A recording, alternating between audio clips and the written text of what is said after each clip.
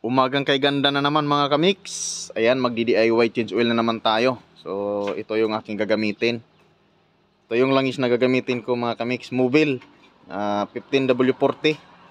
Tapos ito yung oil filter nya, C110. Tapos magpapalit na din ako ng spark plug nya mga kamix. So, ito yung gagamitin ko. 4 na piraso ito. Magpalit din tayo ng spark plug kasi matagal na yung spark plug na hindi pa napalitan. At saka ito yung gagamitin ko pang tanggal sa drain plug sa ilalim para lumabas yung langis. Kombinasyon 14. Ayan. So tara, umpisahan na natin mga kamix. O bali natanggal ko na pala yung drain plug nya doon sa ilalim mga kamix. So ito siya. So kasalukuyan na po siyang tumutulo.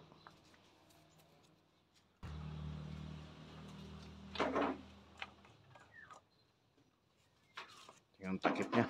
Tanggalin muna natin. Tapos yung kanyang sukatan ng langis. Tapos ngayon mga kamix, nandito yung filter nya. Yan. Sa ilalim. Ito. So tanggalin din natin yan. So, bali pala mga kamix yung pagtanggal ko dito. Ayan, hindi ko na napakita. So papasok lang naman kayo dito sa ilalim. Ayan. At makikita ninyo sa part doon sa bandang ilalim na may ganito. So ito po yung drain plug nya. So ito lang yung tatanggalin para matanggal natin yung langis. So bali mga kamix, wala tayong pangtanggal ng oil filter. So ito yung gagamitin ko. Ayan, liha.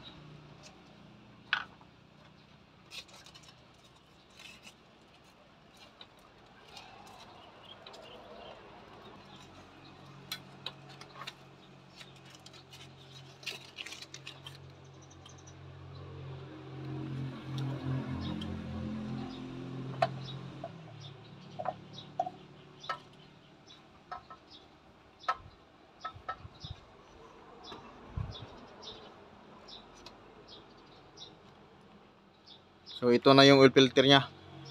Ayan, natanggal na natin. So antayin lang natin na maubos yung langis nya mga kamix bago tayo magsali ng panibago. Tapos ngayon, palitan ko na tong spark plug. Ayan. Ayan, bubunutin lang natin tong high tension wire nya mga kamix. Ayan. Para makapagpalit tayo ng spark plug.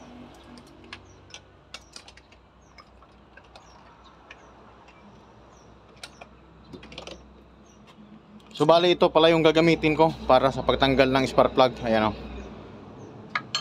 Wala tayong gamit sa pagtanggal ng spark plug kaya ito na lang.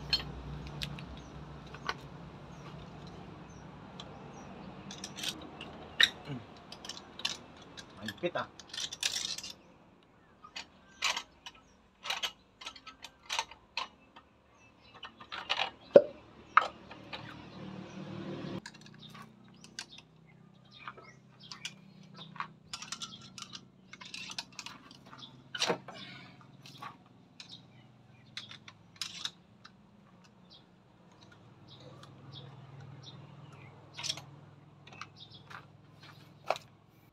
So bali itong mga spark plug na nandito mga kamix ay naluwangan ko na to. So bubunutin na natin yan. So gagamit lang tayo dito yung high tension wire. So ito yung gagamitin natin para matanggal natin yung spark plug.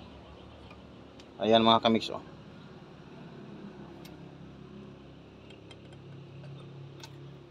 Yan, ito yung gagamitin natin pag nagtanggal tayo ng mga spark plug. Yung high tension wire lang din.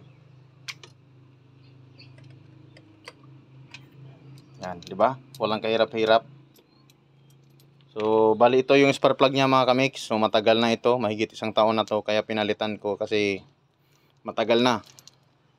So, ito yung pangpalit natin, NGK brand.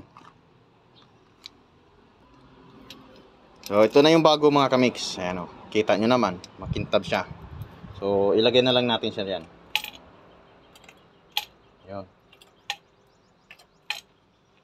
Tapos higpitan na lang din natin siya. So ito yung panghigpit natin. So wala pa tayong kumpletong gamit kaya ito muna.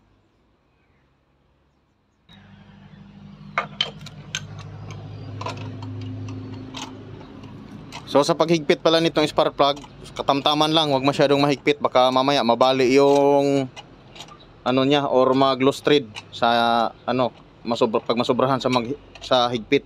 Kaya kailangan pag naglagay tayo ng spark plug, pag nagdi-DIY tayo, huwag natin masyadong higpitan. Yung katamtaman lang na higpit para hindi masira yung loose thread or mabali pa.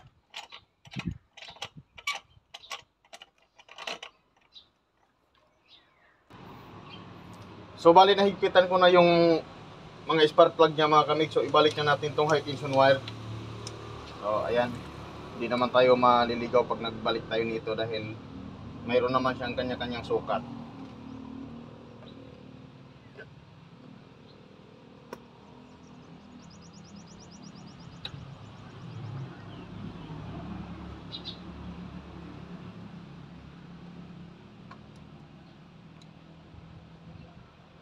So ayan na, natapos na tayo nagpalit ng spark plug. So ngayon, dahil hindi na tumulo doon sa ilalim, naubos na yung langis, magsasalin na tayo.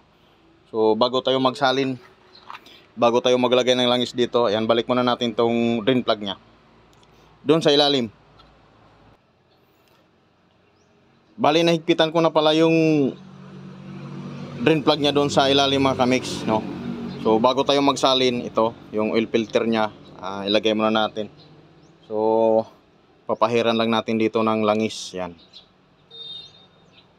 para dumulas yung rubber nya. Ito para pag pinipihit natin hindi masisira yung rubber.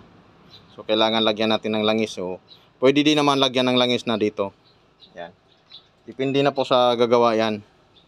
Kung gusto nyo lagyan nyo din ng langis dito sa filter, pwede din yun. Katulad nito, ganyan o. So, nasa atin din yun kung gusto natin lagyan or hindi. Ayan. So nilagyan ko siya ng konti kasi sayang naman itong ano nilagay ko. So ilagay na natin siya dito sa ilalim, no?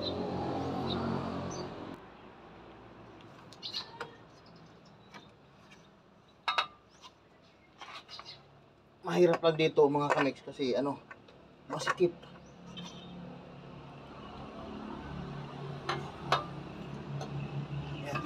Yan, nahulog na. Sikip.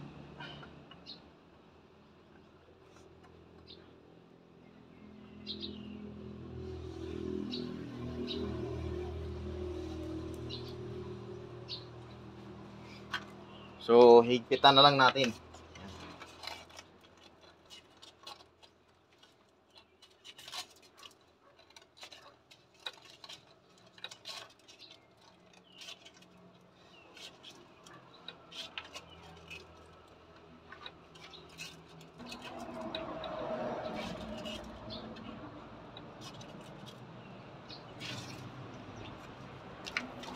So natapos na tayo maglagay ng oil filter mga kamix. So ngayon magsalin na tayo ng langis dito.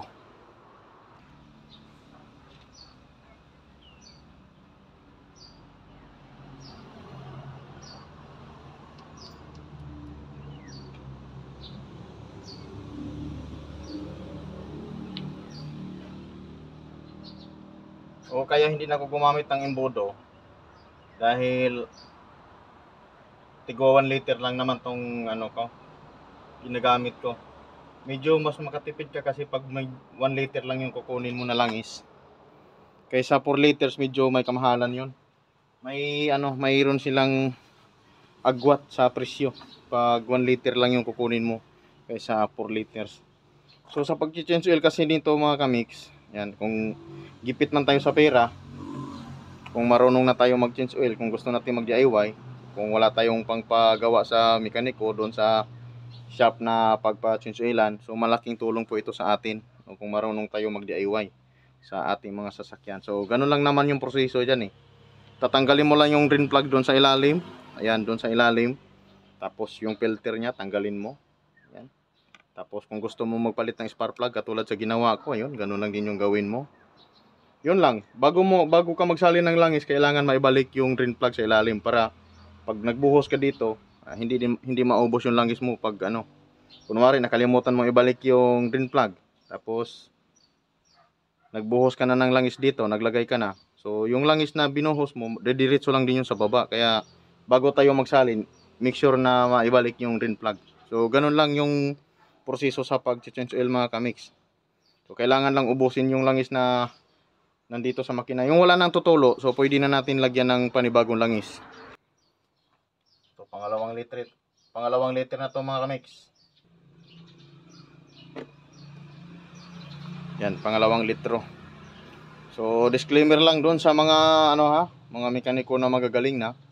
So kung mayroon mang mali dito sa ginagawa ko, so pwede kayong mag-comment down below para maituro nyo naman sa akin yung So ito kasi yung alam ko na way sa pag change oil.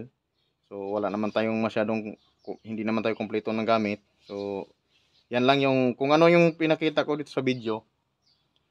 Yun lang din yung mga gamit ko. So konti lang naman yung gamit na kailangan natin. 14 lang naman na combination pangtanggal doon sa drain plug. Tapos yun lang naman. Saka yung pangtanggal dito sa ating spark plug. Kasi malalim kasi ito mga kamix. Hindi katulad sa mga 2-in na nandito yung spark plug niya eh. Ito kasi 4FA ito. So malalim yung niya. So kailangan mo ng pangtanggal na medyo mahaba-haba. So ang size pala nito, katulad nitong ginamit ko. Yan. Pang size 17 ito. So okay din naman ito. Ayan, tested na ito. Ito talaga yung ginagamit ko. So medyo may mas mahaba pa nito yung nakati na pangtanggal ng spark plug.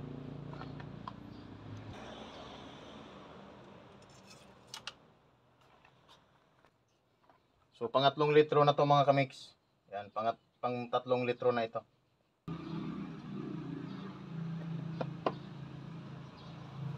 Tapos pababain lang natin yung langis bago tayo kukuha ng sukat doon sa pagsukatan ng langis. So pababain lang muna natin siya para makuha natin yung saktong sukat. So kailangan wag tayong masyadong marami ilagay na langis, wag sumubra doon sa guhit. May gauge yun eh. Kung hanggang saan lang dapat para hindi naman mahirapan yung makina tumakbo pag na over sa langis. So nalagyan ko na siya ng 3 litro mga kamix. Ayan, 3 litro na langis. So ngayon, magsukat na tayo. So titingnan na natin yung gauge niya kung hanggang saan yung langis. So ayan o. Kita ba? Malabo. So nandito na yung langis mga kamix sa guhit niya. Ayan, kung napapansin niyo yung guhit na yan. Ayan o. Ayan. Basa yung kamay ko. Ayan o. So okay na yun. 3 litro lang yung nailagay natin dyan. So yung gauge nya sakto lang kasi yung filter wala pa namang laman yun. So pag umandar na yan, papasok yung ibang langis doon sa filter. So okay na to. Ayan. Kailangan wag sumobra. So dapat dito lang tayo. Ayan, or mas baba konti. Wag dito, wag lumabot dito para hindi mahirapan tumakbo yung makina.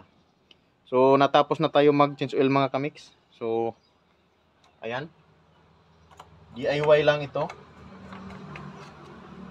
Comment down below kung mali yung aking ginagawa para ayos natin. So shout out nga pala sa lahat ng mga viewers ko dyan. Thank you sa lahat ng suporta. So natapos na tayo mag-change oil mga kamix. So ayan, sana makatulong ako sa inyo sa gustong mag-DIY kung paano mag-change oil ng sasakyan. So hanggang dito na lang tayo. Thank you for watching. God bless. Bye bye.